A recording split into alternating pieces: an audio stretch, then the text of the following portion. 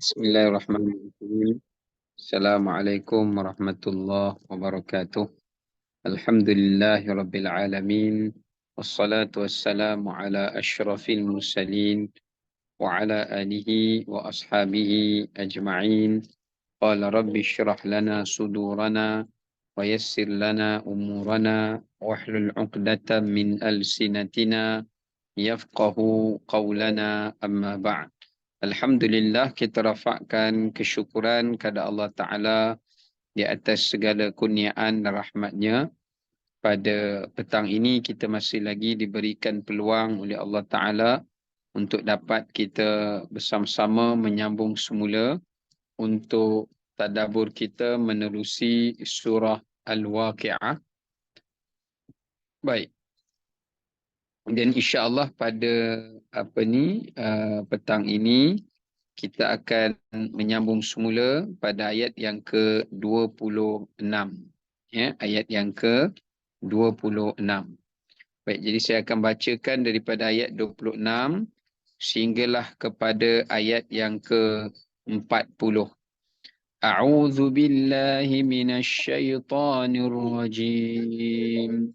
Bismillahirrahmanirrahim. إلا قيلا سلاما سلاما وأصحاب اليمين ما أصحاب اليمين في سدر مخضود وطلح منضود وظل ممدود وماء مسكوب وفاكهة كثيرة لا مقطوعة ولا ممنوعة وفرش مرفوعة إنا أنشأناهن إنشاء فجعلناهن أبكارا عربا أترابا لأصحاب اليمين ثلة من الأولين وثلة من الآخرين. Baik, sadaqallah. Baik, kita lihat terjemahan daripada ayat 26 sehinggalah kepada ayat yang ke-40 ya. Allah Ta'ala berfirman, mereka hanya mendengar ucapan selamat, selamat di antara satu dengan yang lain. Dan puak kanan, alangkah bahagianya keadaan puak kanan itu. Mereka bersenang lenang di antara pohon-pohon bidara yang tidak berduri dan pokok-pokok pisang yang tersusun rapi buahnya dan naungan yang tetap terbentang dan air yang sentiasa mengalir serta buah-buahan yang sangat banyak yang tidak putus-putus dan tidak pula terlarang mendapatnya. Dan tempat-tempat tidur yang tertinggi keadaannya. Sesungguhnya kami telah menciptakan isteri-isteri mereka dengan ciptaan yang istimewa. Serta kami jadikan mereka sentiasa dara dan seakan tidak pernah disentuh. Yang tetap mencintai pasangannya serta yang sebaya umurnya. Semuanya itu disediakan bagi puak kanan. Iaitu sebilangan besar dari orang-orang yang terdahulu dan sebilangan besar dari orang-orang yang datang kemudian. Baik, itu adalah terjemahan daripada ayat 26 sehingga kepada ayat yang ke-40 ya. Jadi daripada ayat yang saya bacakan tadi, ayat ini menceritakan pada kita tentang beberapa perkara. Yang pertamanya adalah janji dan kurniaan nikmat Allah Ta'ala kepada golongan kanan. Yang sebelum ni yang kita bacakan Allah menerangkan tentang janji dan balasan kurniaan Allah kepada golongan as-sabiqun atau kepada golongan al-muqarrabun. Tapi kali ini janji dan ganjaran Allah Ta'ala kepada golongan ashabul yamin, ya, kepada golongan kanan. Baik. Kita akan tengok apakah bentuk nikmat-nikmat tersebut, ya. Okay, kita mulai daripada ayat yang ke-26. Baik, ayat yang ke-26, Allah Subhanahu Wa Taala menerangkan kepada kita iaitu tentang dua perkara. Yang pertama, Allah Taala menerangkan kepada kita tentang ucapan ahli syurga ataupun perkataan ahli syurga ataupun bahasa ahli syurga. Baik, pada ayat ke-26 ini Allah Ta'ala nak menggambarkan kepada kita bagaimana kehidupan dalam syurga itu adalah kehidupan yang penuh dengan ketenangan. Kehidupan yang penuh dengan keamanan. Di antara bentuk ketenangan dan keamanan itu adalah setiap perkataan, setiap ucapan, setiap pertuturan yang diucapkan oleh ahli syurga atau yang didengarkan oleh ahli syurga di dalam syurga atau ucapan mereka sesama mereka hanyalah ucapan-ucapan yang baik, ucapan-ucapan yang bersifat sejahtera, ucapan-ucapan yang aman, ucapan yang tidak bersifat menyakitkan hati atau ucapan yang tidak bersifat permusuhan, ya. Jadi antara bentuk ucapan itu sebagaimana disebutkan oleh para ulama tafsir, iaitu ahli syurga bila mereka bertemu sesama ahli syurga, mereka akan mengucapkan ucapan Assalamualaikum, ya, ataupun sebagaimana yang kita ucapkan salam sewaktu di dunia ini apabila kita bertemu sesama orang Islam. Kerana itu adalah ucapan daripada ahli syurga yang Allah Ta'ala perintahkan kepada kita supaya kita mengucapkan ucapan salam ini setiap kali bila kita bertemu dengan saudara se-Islam yang lain. Tujuannya adalah supaya ucapan salam ini menjadi satu ucapan kebiasaan dan kelaziman kita dan ia menjadi salah satu asbab untuk kita dapat memasuki syurga Allah Ta'ala melalui ucapan salam. Ya? Melalui salah satu daripadanya adalah ibadah melalui ucapan salam. Okey. Baik. Itu yang pertama. Maknanya ahli syurga ini perkataan mereka adalah perkataan yang tidak melalaikan, perkataan yang tidak bersifat dusta, perkataan yang tidak bersifat menghina, perkataan yang tidak menyakitkan hati, demikian juga perkataan yang tidak bersifat menghina, ya. Sebaliknya mereka hanya mengucapkan ucapan perkataan-perkataan yang sejahtera, perkataan yang aman, perkataan yang baik dan memberi salam antara satu dengan yang lain. Ya, sebagaimana kita boleh tengok dalam surah Ibrahim pada ayat 23, Allah Taala juga ada berfirman, tahiyyatuhum fiha salam. Sesungguhnya ucapan ahli syurga itu sesama mereka apabila mereka hendak bertemu dan apabila mereka hendak berpisah adalah mereka memberikan ucapan salam, yakni assalamualaikum warahmatullahi wabarakatuh. Ya, baik. Selain daripada itu juga di sini menunjukkan kepada kita tentang keutamaan memberi salam.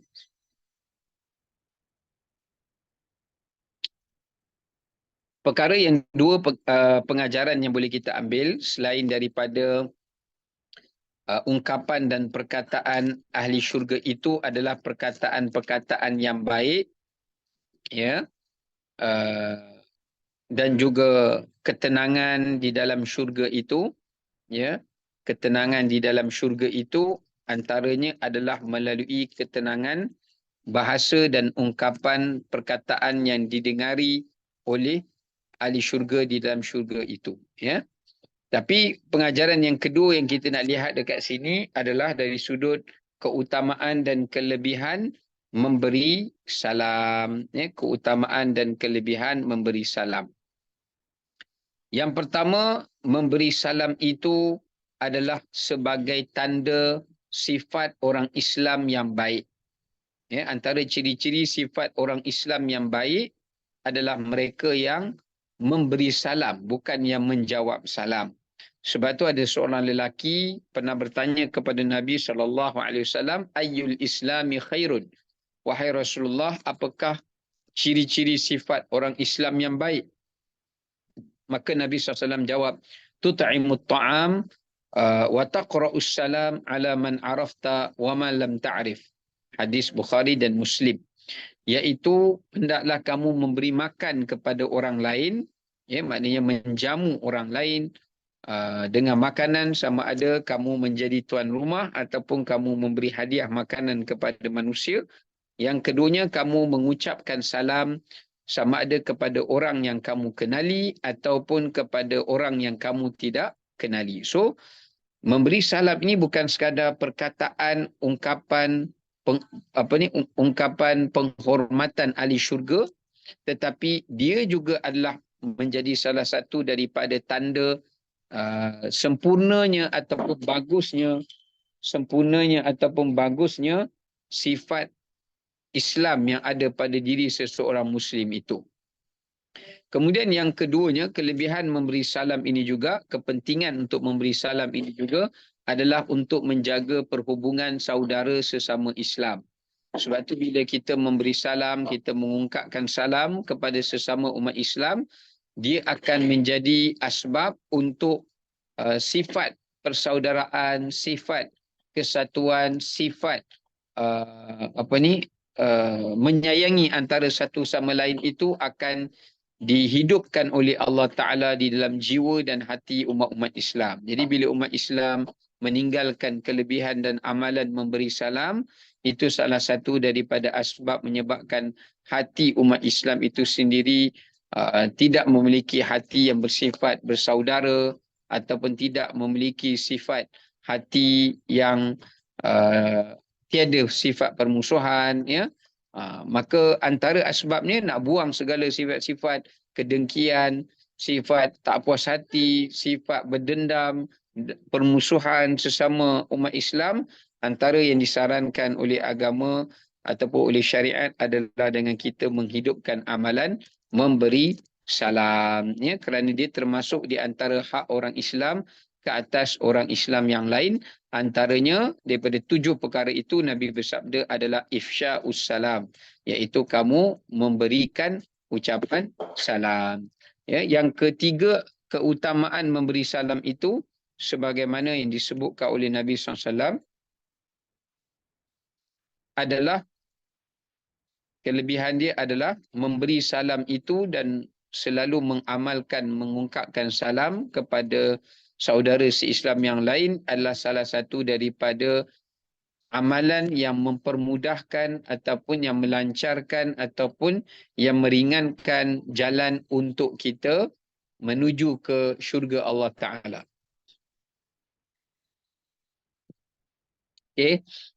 Ini berdasarkan hadis riwayat Muslim, di mana Nabi bersabda, la tadkhulul jannata hatta tu'minu wala tu'minu hatta tahabbu afala adullukum idza ala syai'in idza fa'altumu tahabbtum afshus salama bainakum atau kama qala. Nabi bersabda, kamu tidak akan masuk syurga kecuali kamu kena beriman, dan kamu tidak akan dikira beriman sehinggalah kamu mengasihani saudara kamu sendiri. Hendak tak kamu, kata Nabi SAW, aku ajarkan bagaimana cara untuk kamu mendapat sifat kasih sayang sesama saudara Muslim. Ini yang kita dah sebut dah tadi tu, pada kelebihan yang sebelumnya, iaitu orang yang mengamalkan memberi salam ini, Allah Ta'ala akan campakkan rasa persaudaraan, kasih sayang, dan sifat setia kawanan yang ada pada sesama orang Islam, terutamanya kepada mereka yang memulakan, mendahului dalam memberi salam. Maka Nabi sebut, kalau kamu hendak masuk ke dalam syurga Allah Ta'ala itu, afsyus salama bainakum, maka hendaklah kamu memberikan salam. Maka nescaya kamu akan mendapat sifat persaudaraan dan sifat kasih mengasihani antara satu dengan yang lain. Sekejap ya, setting dia ni ada problem. Apa dia? Apa dia tak? Okay. Polish on display. Okay. Baik. Okay, kita balik semula. Kemudian dalam hadis yang terakhir, Nabi SAW juga menyebutkan bahawasanya memberi salam bersama dengan 3 amalan lain itu adalah salah satu jalan untuk kita dapat masuk syurga Allah Ta'ala dengan penuh selamat dan penuh kemudahan.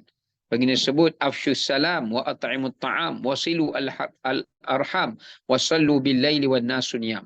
Nabi kata kalau kita jaga 4 amalan ini, pertama, selalu memberikan salam. Jumpa orang bagi salam, jumpa orang beri salam. Ya. Jumpa orang Islam bagi salam. Kemudian orang yang suka memberi makan. Kemudian orang yang menghubungkan silaturahim. Kemudian yang ketiga adalah orang yang memelihara solat. Terutamanya adalah solat di waktu malam hari. Maka Nabi sebut, tadkhulul jannata bisalam. Maka Allah Ta'ala akan masukkan dia ke dalam syurga dengan penuh salam. Maknanya dalam penuh keselamatan dan kesejahteraan. Maksudnya dalam keadaan yang mudah lah ya. Dalam keadaan yang mudah. Ya. Baik. Kemudian kita nak pergi kepada yang seterusnya. Pengajaran yang seterusnya, selain daripada keutamaan memberi salam, menunjukkan ketenangan dan keamanan dalam syurga, dan bahasa perkataan ahli syurga itu adalah bahasa yang baik. Dekat sinilah memberi kepada kita satu pengajaran bahawasanya sifat ahli syurga itu adalah mereka yang memelihara lisannya, mereka yang memelihara lidahnya, mereka yang memelihara perkataan dan bahasanya. Maka sebab itulah Allah Ta'ala masukkan mereka ke dalam syurga Allah Ta'ala melalui salah satu daripada amalan mereka, iaitu bertakwa kepada Allah Ta'ala dengan menjaga dan memelihara lisan dan lidah mereka. Ya, maka sebab itulah bila mereka dekat dunia dahulu, mereka tergolong di kalangan orang yang menjaga lidahnya, orang yang menjaga bahasa dan perkataannya, ya, orang yang menjaga akhlaknya pada pertuturannya. Maka oleh kerana itulah apabila mereka masuk ke dalam syurga Allah Subhanahu Wa Ta'ala, Allah Ta'ala menjadikan ahli syurga itu tidak bercakap apa-apa perkataan di dalam syurga, melainkan dengan perkataan-perkataan yang baik atau perkataan-perkataan yang aman dan perkataan yang sejahtera. Ya. So kat sini pengajaran untuk kita termasuk dalam kelompok golongan-golongan as-sabiqun. Ya. Salah satu daripadanya adalah mereka yang berjaya untuk bertakwa kepada Allah Ta'ala, menjaga dan memelihara lisan ataupun lidahnya. Ini kerana Nabi SAW sendiri berpesan kepada kita bahawasanya kebanyakan manusia itu dimasukkan ke dalam neraka Allah Subhanahu Wa Ta'ala adalah kerana 2 rongga. Ya? Nabi sebut al-afwajan, 2 rongga. Yang pertamanya adalah rongga mulutnya, dan yang keduanya adalah rongga pada bahagian kemaluannya. Maksudnya banyak manusia masuk neraka kerana dia tidak menjaga batas maruahnya ataupun harga dirinya. Yang keduanya adalah kerana banyak dosa lidah dan lisannya. Okey. Sebab itulah dalam hadis pun banyak Nabi SAW memberikan peringatan kepada bahana lidah ini, ya, kepada fitnah lidah ini, sebagaimana banyak disebutkan dalam riwayat-riwayat hadis daripada baginda Nabi SAW. Antaranya baginda berpesan kepada kita menjauhi daripada 5 kejahatan lidah. Sebenarnya kejahatan lidah ni ada banyak, tapi 5 inilah yang paling diperingati dan diperingatkan oleh Al-Quran dan hadis Nabi SAW. Yang pertama adalah al-ghibah, iaitu mengumpat. Ya, kerana Nabi sebut dalam hadis, kullu muslim alal muslim haram, damuhu wa maluhu wa irduh. Orang muslim ke atas orang muslim yang lain adalah haram untuk mereka mengganggunya ataupun mereka mencerobohinya, iaitu hartanya, darahnya dan juga maruahnya. Jadi bila kita mengumpat, kita merosakkan maruah orang lain. Baik, kemudiannya antara yang Nabi SAW sebut juga mengenai bahana kejahatan penyakit lisan ini yang perlu kita jauhi selepas daripada mengumpat itu adalah an-namimah, iaitu mengadu domba. Ya, iaitu mengadu domba. Maknanya kita mereka-reka fitnah untuk memelagakan orang ataupun mereka-reka fitnah untuk menimbulkan lagi sangkaan buruk, ya, dan seumpama dengannya. Ini adalah satu fitnah yang sangat besar, ya, yang lebih mudah untuk berlaku pada zaman kita ni, sebab zaman kita ni zaman IT, zaman medsos. Maka sebab itu Nabi berpesan dalam hadis, la yadkhulul jannata nammam, tidak akan masuk syurga sama sekali golongan namam. Apa itu namam? Iaitu orang yang mengadu domba atau orang yang menaburkan fitnah. Ya, alhamdulillah. Sebab itu dalam hadis Nabi ada sebut daripada Asma binti Yazid, ya, Nabi kata, hendakkah kamu aku bagi tahu siapakah sebaik-baik kamu? Sahabat kata, bala ya Rasulullah. Maka Nabi jawab, idza ru'u dzukirallah, ya, iaitu mereka yang sentiasa banyak mengingati Allah Taala. Dan hendak tak kamu, kata Nabi SAW, aku mengkhabarkan sejahat-jahat kamu? Maka sahabat kata, ya Rasulullah, khabarkan siapakah sejahat-jahat manusia itu? Maka Nabi jawab, al-musya'una bin namimah, al-mufsiduna bainal ahibbah, al-baghun al-bara' al-anat. Ada 3 golongan. Yang pertama, orang yang suka menabur-naburkan fitnah, ya, pergi mengadu domba, mencanang dan sebagainya. Yang kedua adalah orang yang memisahkan di antara 2 orang yang berkeluarga ataupun 2 orang berpasangan atau 2 orang yang berkasih sayang. Ini Allah Ta'ala, Nabi SAW mensifatkan mereka ni sebagai sejahat-jahat manusia. Pisahkan orang yang pasangan suami isteri, pisahkan antara keluarga dengan keluarga, ya. Tak kira lah dia pisahkan dengan melalui sihir ke atau melalui pandangan dia ke, ideologi dia ke dan seumpama dengannya.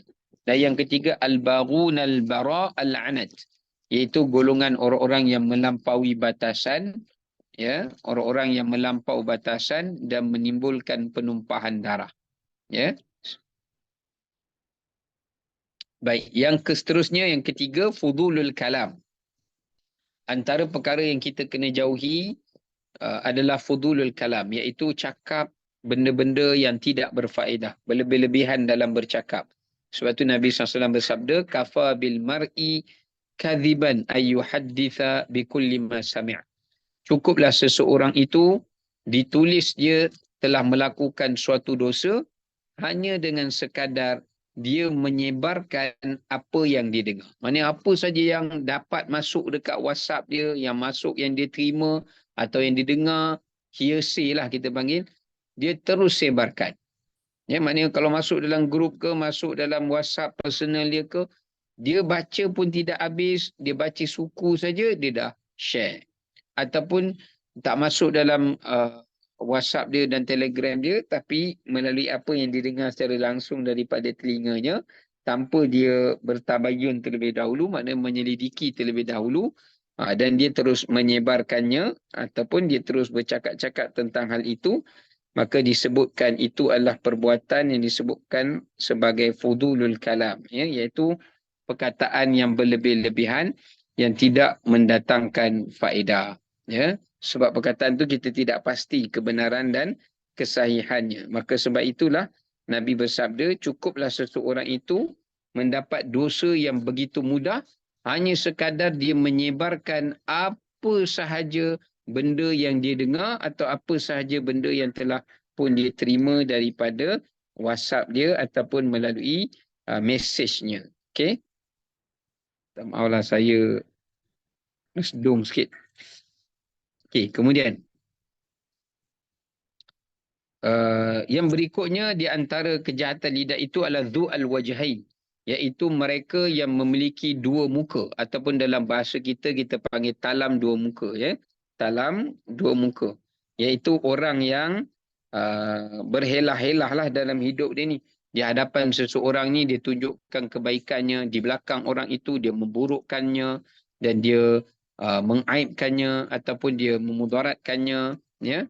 Ini yang disebutkan dalam hadis Nabi SAW juga. Nabi mengatakan, kamu akan mendapati sejahat-jahat manusia pada hari kiamat itu adalah mereka yang memiliki dua wajah. Iaitu dia mendatangi seorang itu dengan satu wajah, maknanya dengan satu watak, dan dia mendatangi orang lain pula dengan wajah yang lain, maknanya dengan watak yang lain, ya. Bahkan dalam hadis Nabi sebut, siapa yang bermuka-muka dengan manusia dekat dunia ni dengan dua muka, melainkan dia balik dekat akhirat, Allah Ta'ala akan bagi kepada dia dibakar oleh dua lidah daripada api neraka. Lisanan min ahlin nar. Ya, maknanya dia ni akan diseksa, ya, dibakar oleh dua lidah yang menjadi bakaran api neraka Allah Subhanahu wa Ta'ala, ya. Baik, yang terakhir di antara keburukan perkataan yang kita kena jauhi adalah banyak melaknat. Suka laknat orang, maki orang, laknat orang, sumpah orang. Ini adalah antara perkataan yang kelima yang sepatutnya kita jauhi, ya. Sekejap, ya. Aduh, saya berubat mata jap.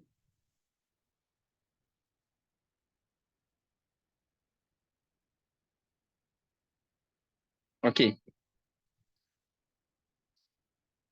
Ini yang disebutkan di dalam hadis. Nabi SAW menyatakan, la yakunul mu'min la'anan.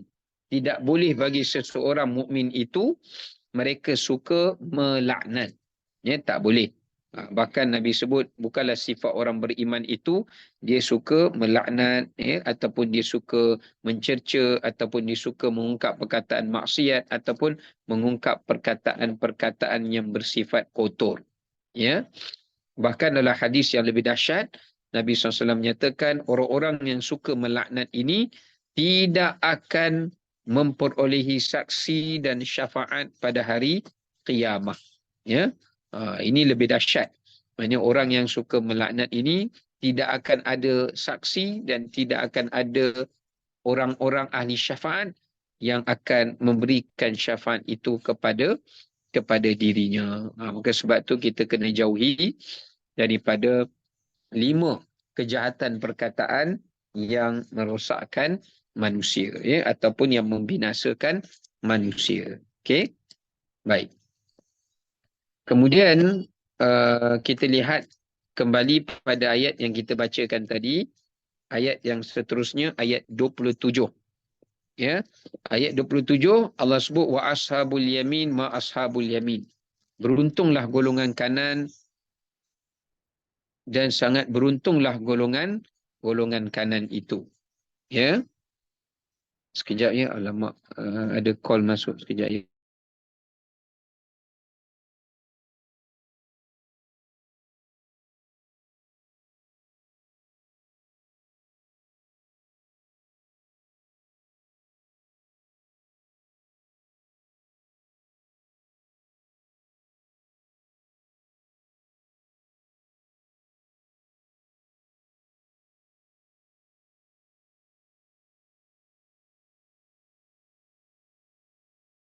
Sekejap, ya. Okey. Kita sambung balik. Wa ashabul yamin ma ashabul yamin. Dan golongan kanan, betapa beruntungnya golongan kanan. Okey, sebelum ni saya dah huraikan siapakah itu golongan kanan. Cuma ayat 27 ni Allah Ta'ala nak menyebutkan kepada kita tentang keberuntungan yang diperolehi oleh golongan kanan. Apakah keuntungan yang diperolehi oleh golongan kanan itu? Ya? Apakah ganjaran yang Allah Ta'ala janjikan kepada golongan kanan itu? Golongan kanan yang dimaksudkan di sini, kita nak tengok sebelum ni kita dah huraikan apakah sifat-sifat golongan kanan itu, ciri-ciri mereka. Cuma ayat 27 ni Allah Ta'ala nak menerangkan kepada kita apakah ganjaran, ya, apakah ganjaran yang Allah Ta'ala janjikan kepada golongan-golongan kanan tersebut, ya. Baik. Yang cuma ada satu pengajaran yang boleh kita ambil dekat sini, mengenai kelebihan dan ganjaran yang Allah sediakan kepada golongan kanan. Apakah bentuk ganjaran dan kemuliaan yang Allah Ta'ala janjikan kepada golongan kanan itu di hari akhirat. Ya, di hari akhirat. Cuma ayat yang 28 sampai seterusnya itu Allah ceritakan tentang nikmat-nikmat dalam syurga yang Allah Ta'ala janjikan kepada golongan kanan. Cuma yang ni kita nak tengok apakah bentuk-bentuk keberuntungan ataupun kemuliaan yang Allah Ta'ala sediakan kepada golongan kanan itu. Baik, yang pertama, kemuliaan yang Allah Ta'ala berikan kepada golongan kanan itu adalah mereka termasuk di kalangan golongan-golongan yang terawal dihisab oleh Allah Subhanahu wa Ta'ala. Mereka ni antara golongan-golongan yang awal dipanggil untuk dihisab oleh Allah Subhanahu wa Ta'ala disebabkan mereka adalah golongan yang menerima kitab atau buku suratan amalan mereka dengan tangan kanan mereka.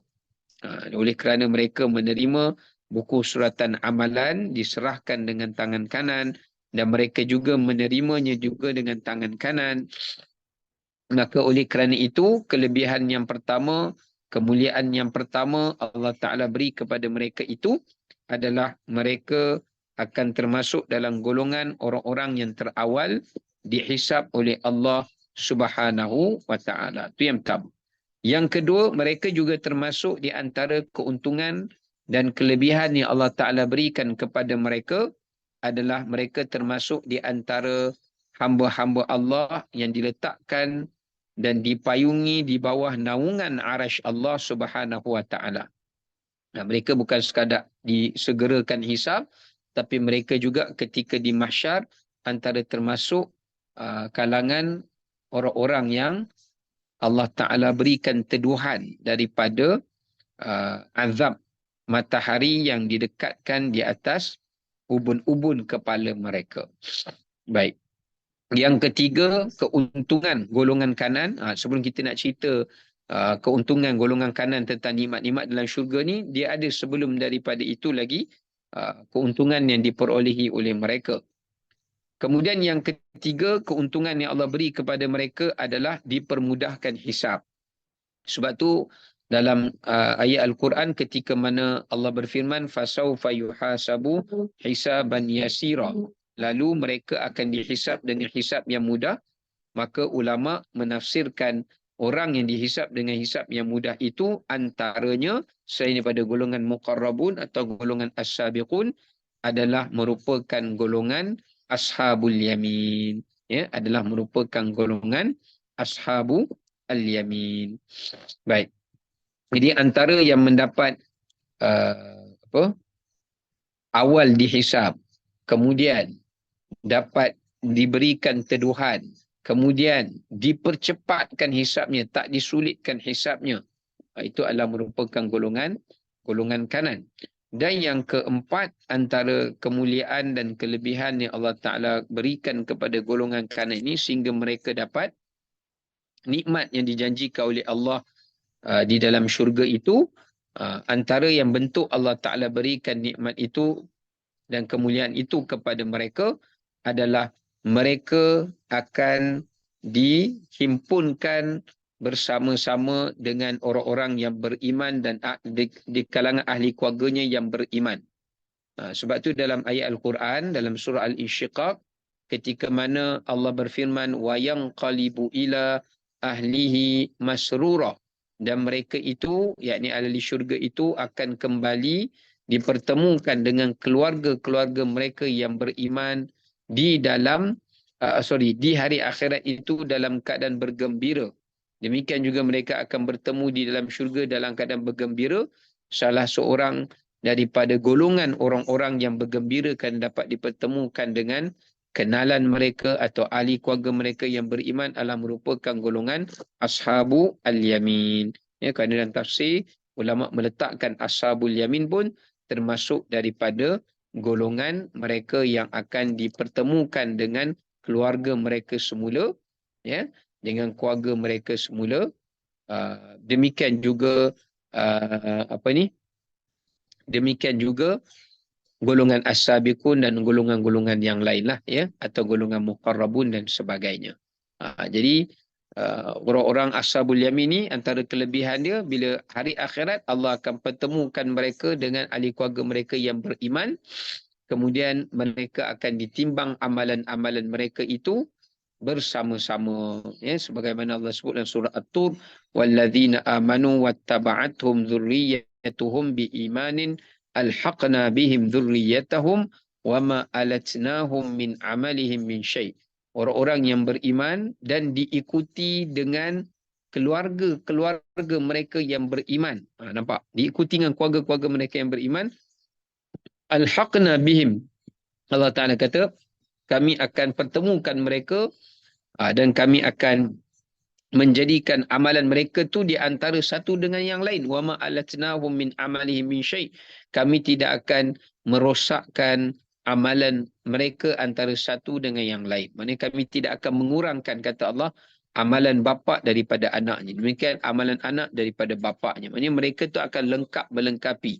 Di antara golongan yang mendapat kemuliaan dan kelebihan itu, sebagaimana yang disebutkan oleh ulama tafsir, adalah merupakan golongan ashabu al-yamin, ya. Dan yang terakhir, kemuliaan dan kelebihan yang Allah Ta'ala beri kepada golongan ashabul yamin itu adalah mereka dapat menyeberangi titian sirat Allah Subhanahu wa Ta'ala, ya, dalam keadaan yang selamat, ya, dalam keadaan yang selamat dan dipermudahkan dengan rahmat Allah Ta'ala.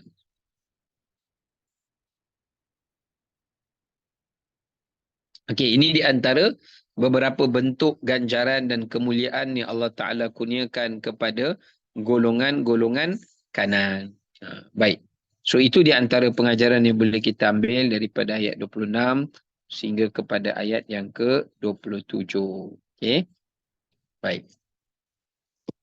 Kemudian ayat 28 itu barulah Allah Ta'ala menerangkan mengenai nikmat-nikmat yang Allah Ta'ala janjikan pula, nikmat-nikmat dalam syurga yang Allah Ta'ala janjikan pula kepada golongan kanan. Yang pertama, nikmat yang Allah Ta'ala janjikan kepada mereka iaitu fi sidrin makhdud.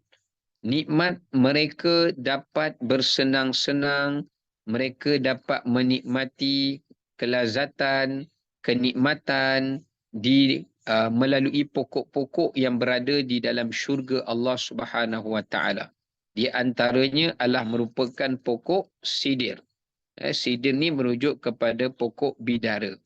Yang mana biasanya pokok bidara ini di dunia dia memiliki duri.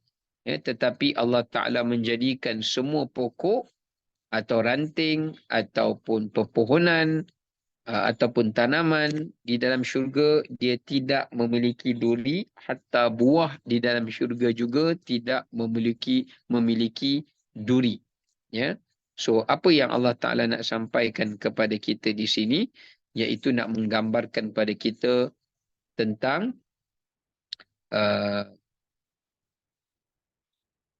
tentang terselamatnya ahli syurga itu daripada sebarang perkara-perkara yang menyakitkan mereka atau yang menyusahkan mereka. So ayat 28 ni Allah Ta'ala nak menunjukkan kehidupan ahli syurga dalam syurga itu terhindar, terselamat daripada sesuatu yang menyakiti mereka, sesuatu yang membebani mereka, sesuatu yang akan mencederakan mereka, demikian juga yang akan melukakan mereka. Tidak ada. Sebaliknya, kehidupan dalam syurga itu Allah Ta'ala jadikan adalah sebagai kehidupan yang penuh dengan kemudahan, penuh dengan kesenangan, penuh dengan kenikmatan yang mudah diperolehi di mana-mana sahaja. Sama ada dari jarak yang jauh, mereka mudah memperolehinya, apatah lagi nikmat itu daripada jarak yang dekat pun mereka mudah untuk memperolehinya. Ya, maka di sini menunjukkan kepada kita mengenai pada ayat 28 ni, yang pertama menggambarkan kepada kita iaitu kesenangan dan kemudahan kehidupan ahli syurga yang terselamat dan terhindar daripada sebarang kemudaratan dan kesakitan. Maknanya nak bagi tahu kehidupan ahli syurga ni tidak ada penyakit. Mereka tidak akan sakit. Bahkan tidak ada penyakit pun di dalam syurga. Dan mereka tidak akan dilukai sama ada luaran ataupun dalaman. Maknanya luaran mereka pun mereka tak dilukai, tak dicederakan oleh apa-apa benda. Tak ada benda yang boleh mencederakan mereka dalam syurga. Demikian juga dalaman mereka pun tak dilukai, maknanya merujuk kepada hati dan perasaan mereka juga tidak dilukai. Ya, itu pengajaran yang kita ambil daripada yang pertama. Yang kedua, dekat sini juga menunjukkan kepada kita mengenai nikmat pepohonan di dalam syurga. Antara nikmat yang Allah sebutkan untuk golongan kanan ni adalah nikmat pohon-pohon dan pokok-pokok di dalam syurga. Di antara nikmat itu adalah tidak ada pokok yang berduri, tidak ada pokok yang menyakitkan ahli syurga untuk mereka menikmati apa sahaja melalui pokok-pokok itu. Di antara bentuk nikmat daripada pokok yang terdapat dalam syurga, yang pertama adalah nikmat berteduh. Sebab dalam hadis menyebutkan riwayat Al-Hakim, ada satu pokok dan syurga namanya pokok Tuba, yang mana dia punya cabang dia ataupun dahan dia itu dapat menjalar, meneduhkan ahli syurga. Di mana saja ahli syurga berjalan di dalam syurga itu, dia akan meneduhkan dan dia akan memayungi ahli syurga itu. Dan yang keduanya, daripada pohon dalam syurga itu juga mereka boleh menikmati buah yang pelbagai. Sebagaimana dalam hadis menyebutkan, dekat sini ada satu riwayat yang dibawakan oleh Imam At-Tabari, riwayat Imam Hakim, ya, dalam riwayat Imam Hakim, sesungguhnya pohon yang berada dalam syurga itu dia sentiasa akan mengeluarkan buah. Maknanya dia non-stop, petik saja keluar, ya, sehingga kan ia mencapai ifnaini wasab'ina, sebanyak 72 biji buah yang memiliki 72 launan min ta'am, warna dan rasa.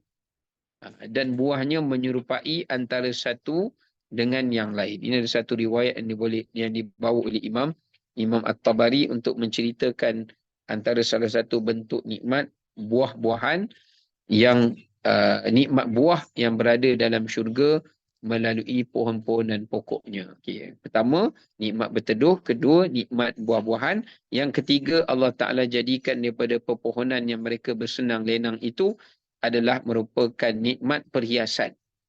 Sebab dalam riwayat hadis An-Nasa'i mengatakan perhiasan orang-orang mukmin ahli syurga itu adalah daripada pokok-pokok dan batang-batangnya yang diperbuat daripada emas dan perak. Maknanya setiap batang-batang pokok dalam syurga itu bukan batang pokok kayu, tapi dia batang pokok emas dan batang pokok perak yang terdapat juga bersama-sama dengannya batu-batu permata yang lain. Jadi ahli syurga kalau dia menginginkan kepada perhiasan dan sebagainya, maka pokok itu akan mengeluarkan sesuatu perhiasan. Maksudnya dia akan producekan perhiasan dan ahli syurga akan mengambil perhiasan-perhiasan itu daripada pokok-pokok tersebut. Seolah pokok itu macam kilang yang produce emas perhiasan. Ya, ini subhanallah. Ini antara kekuasaan Allah Ta'ala yang akal kita tak mampu untuk memahaminya. Ya, kemudian Allah Ta'ala beri kepada mereka adalah merupakan nikmat perhiasan dan juga nikmat kecantikan yang mereka dapat daripada pokok itu. Selain daripada teduh, buahnya, kemudian perhiasannya. Ya. Baik, yang ketiga juga adalah mereka dapat menikmati daripada pohon itu, bersenang-senang dengan pohon itu adalah merupakan nikmat minuman. Daripada pokok itu juga boleh mengeluarkan air mata air yang berada daripada bawah akarnya. Yufajjirunaha tafjira, dan surah Al-Insan sebut dia akan keluar daripada bawah akarnya Kemudian yang terakhir juga, pohon di dalam syurga itu juga boleh menghasilkan pakaian-pakaian melalui dedaun-dedaun dalam syurga. Maksudnya setiap daun-daun dalam syurga tu bila mereka tarik, maka daun itu akan mengeluarkan suteranya. Maka ini menunjukkan satu nikmat yang begitu besar yang Allah Ta'ala janjikan kepada golongan-golongan ashabu al-yamin. Ya.